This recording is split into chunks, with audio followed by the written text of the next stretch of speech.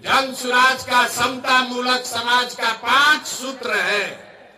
नौकरियों में आरक्षण जो है वो बना रहे, लेकिन साथ साथ जनसंख्या के आधार पर राजनीतिक भागीदारी मिलना ही चाहिए। तो अति पिछड़ा समाज को जन सुराज से 70 सीट, विधानसभा में 70 सीट अति पिछड़ा समाज को दिया ही जाएगा।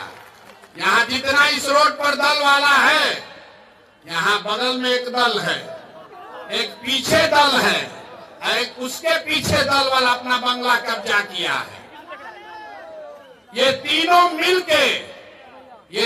लोग मिलके 70 आदमी को अति पिछड़ा समाज का टिकट नहीं दे सकता है।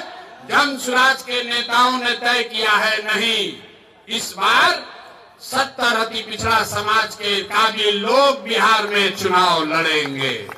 तो पहला है नौकरियों में आरक्षण बना रहे, दूसरा है जनसंख्या के आधार पर आपको राजनीतिक भागीदारी मिले, लेकिन 3 और बात, शिक्षा के लिए जब तक गरीब का बच्चा पढ़ेगा नहीं तब तक उसको आरक्षण का लाभ नहीं मिल सकता है।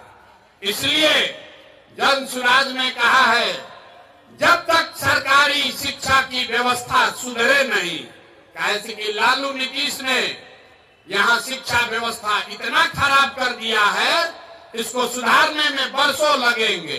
तो जन सुराज ने कहा है, याद रखिए, जब तक बिहार में सरकारी शिक्षा की व्यवस्था सुधरेगी नहीं, तब तक गरीब से गरीब आदमी आप अपने बच्चे को प्राइवेट स्कूल में भेजिए, उसका खर्चा फीस सरकार के ओर से दिया जाएगा, ताकि गरीब से गरीब का बच्चा भी बढ़िया अंग्रेजी मीडियम स्कूल में पढ़ पाए। चौथी बात है भूमि सुधार।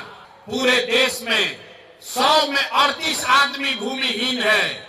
बिहार में 35 साल से समाजवाद का नारा देने के बाद भी 100 में 60 आदमी भूमिहीन है। तो भूमिहीनों की संख्या कम हो, इसलिए जन सुराज की जब सरकार बनेगी तो 3 वर्ष में भूमि सुधार यहाँ लागू किया जाएगा, ताकि भूमिहीनों को जमीन मिल सके। ये जन सुराज का समता मूलक समाज बनाने का चौथा आधार है। और 5वां आधार है पूंजी वितरण में समानता। आपके गांव में जिसके पास भी पैसा है, उसके पास पढ़ाई नहीं है, जमीन नहीं है, लेकिन अगर पूंजी है तो कोई ना कोई रोजी रोजगार, दुकान व्यापार करके लोग अपना जीवन चला रहे हैं। लेकिन समाज में जो लोग पीछे छूट गए हैं, उनके पास पूंजी की उपलब्धता नहीं है।